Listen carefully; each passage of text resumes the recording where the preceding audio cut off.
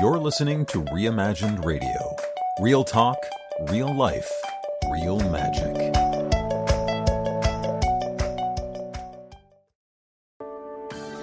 Welcome to Success Unlimited with Dr. Patricia Thompson.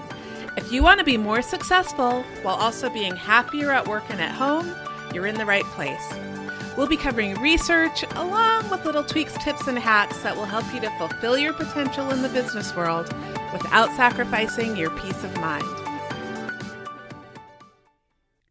Have you ever worked with someone who had difficulty managing his or her emotions?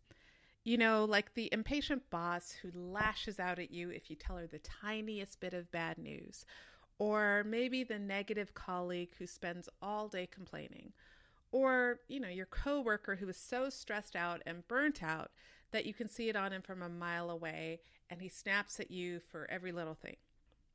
It's not so fun, is it? Could you possibly even be that person?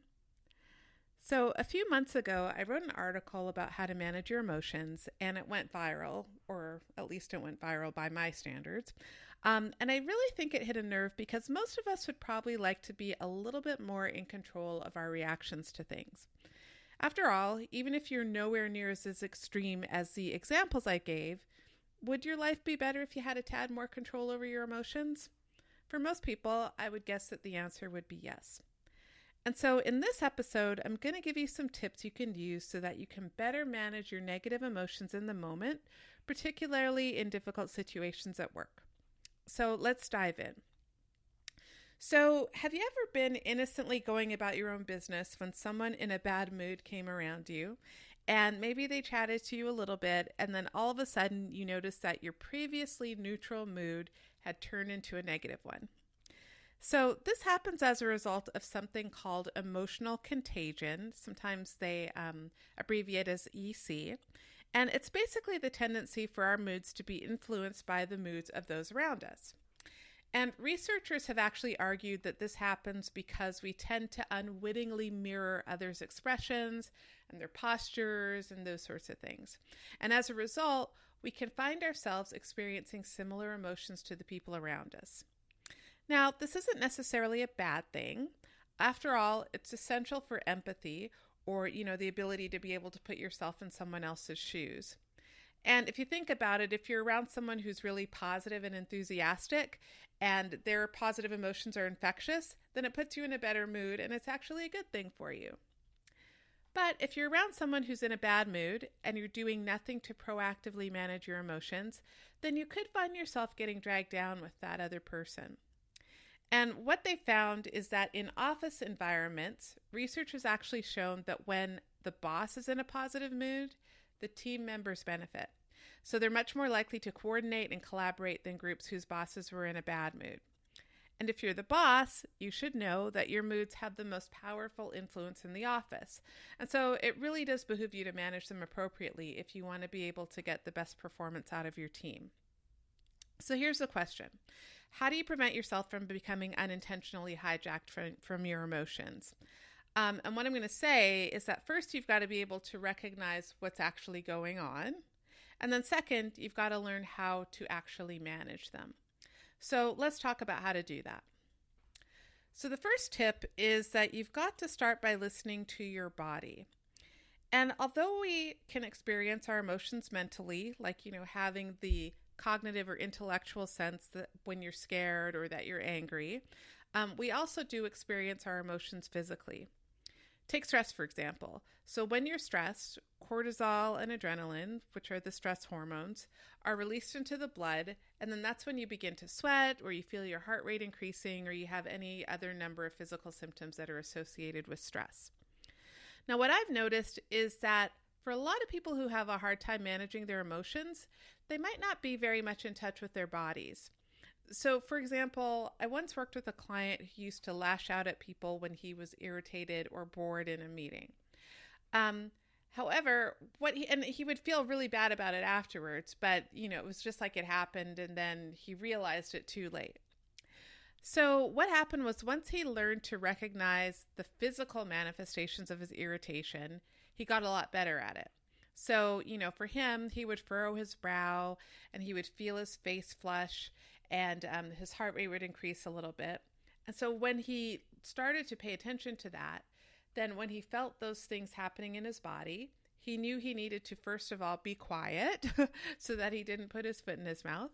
And then secondly, he knew that he needed to calm himself down before he responded. And we'll get into how to do that in a bit.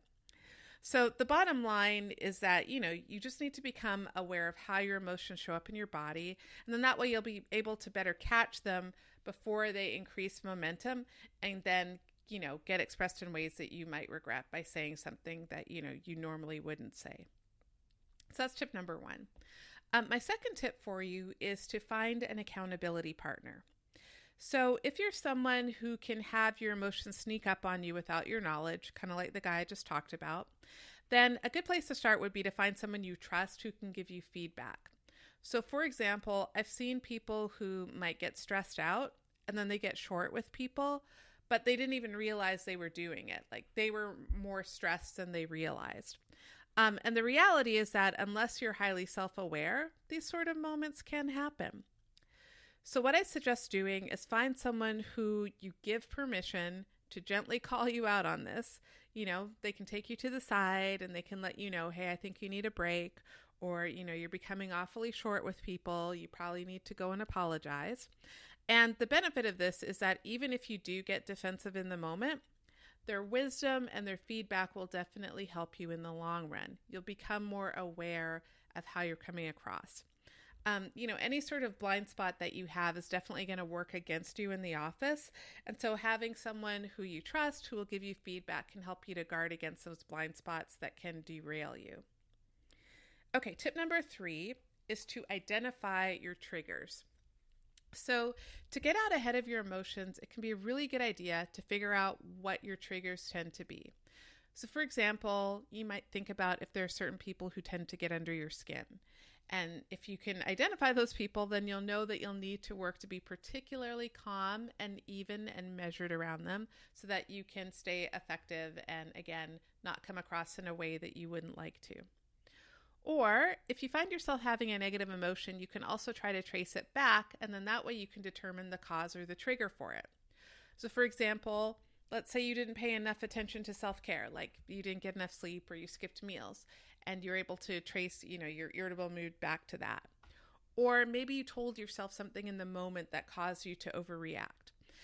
You could look out to see if there were psychological triggers, like, some people can lash out if they feel criticized, or if they feel overwhelmed, then usually, they can have a harder time managing their emotions.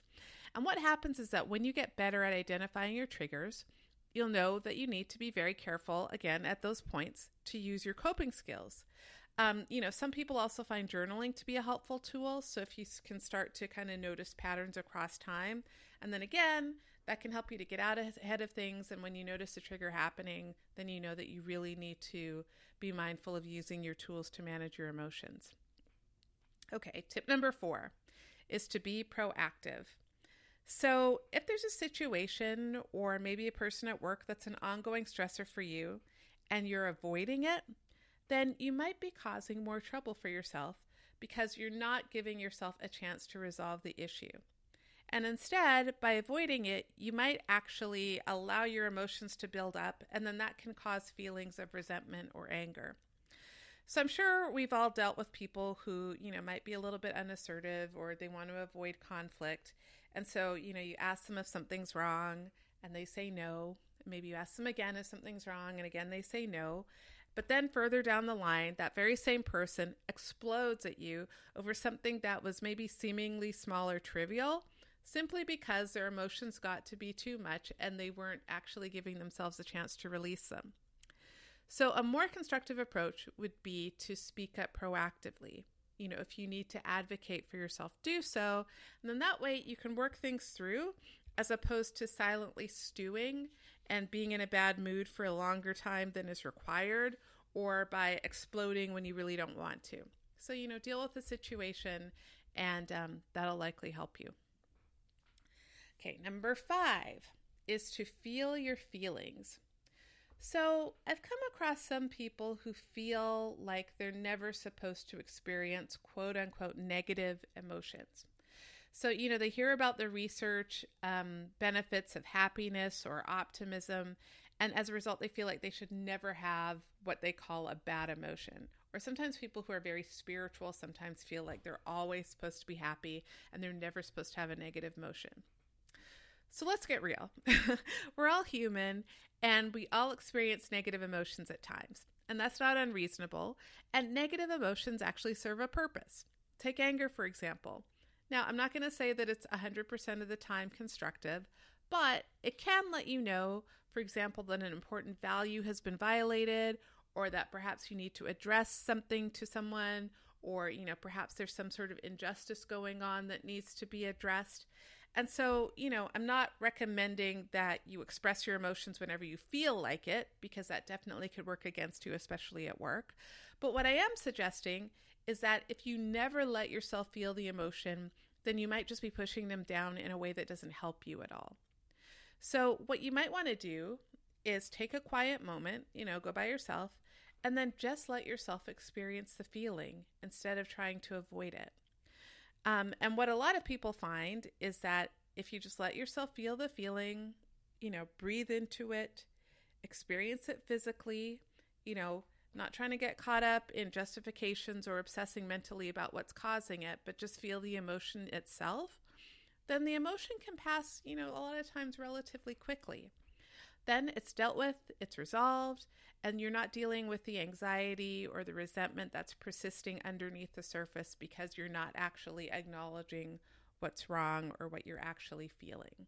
So definitely allow yourself to feel your feelings. You just want to be constructive, about how you are expressing them. And then the last recommendation I would have is to make sure that you get enough sleep. Now, I don't know about you, but when I haven't gotten enough sleep, I tend to have a harder time managing my emotions. And research actually shows this too. So being deprived of sleep has been linked to a much greater susceptibility to mood disturbance, or basically, not being able to control your moods. Now, obviously this tip won't help you in the moment, but if you do want to focus on preventative measures, then getting enough sleep is definitely going to help you. And what I would say is that if you're someone who has difficulty sleeping, I actually did a podcast on some tips for helping you to get a better night's sleep. So you'll want to check that out. And in general, aside from sleep, taking care of yourself will also help you to manage your moods better.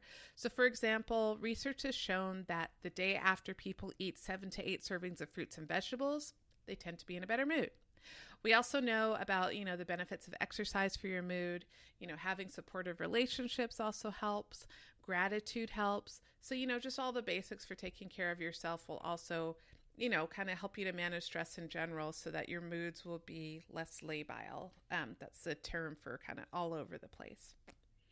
Okay, so I'll acknowledge that a lot of these tips require a bit of advanced planning. So what do you do when you're caught in the moment of a crisis? You're in the middle of a disagreement or something and you're feeling your temper flaring up, or maybe you're getting anxious. So what do you do? Well, the answer is simple, but not necessarily easy. And it's got 3 steps.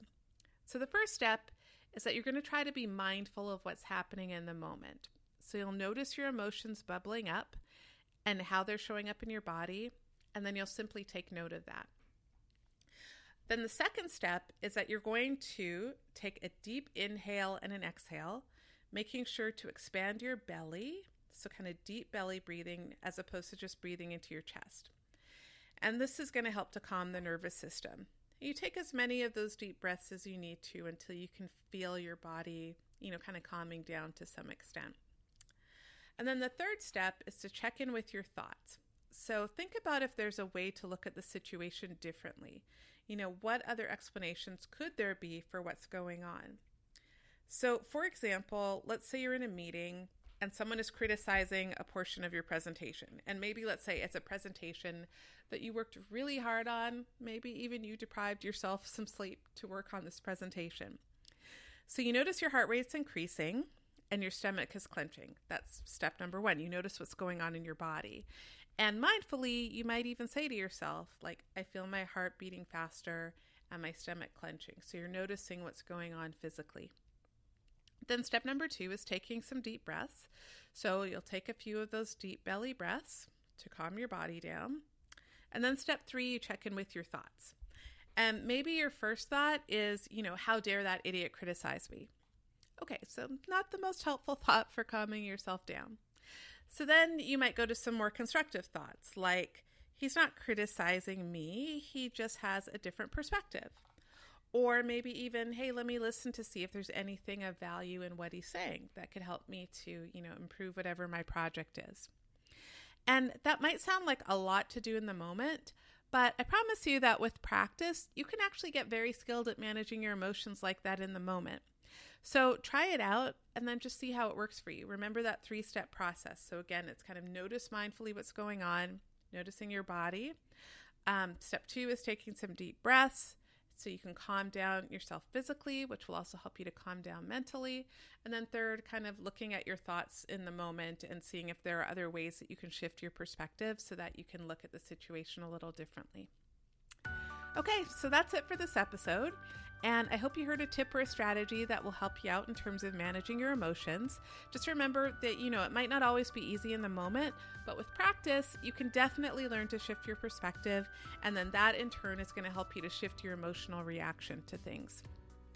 And what I would say is if you need additional tips to manage your emotions, then I do encourage you to check out my mindfulness course for executives. And you can find it at www.executivemindfulness.org. As always, I would love to hear from you, so please don't hesitate to reach out to me on Twitter.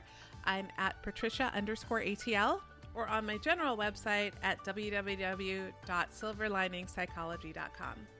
That's it. Have a great day.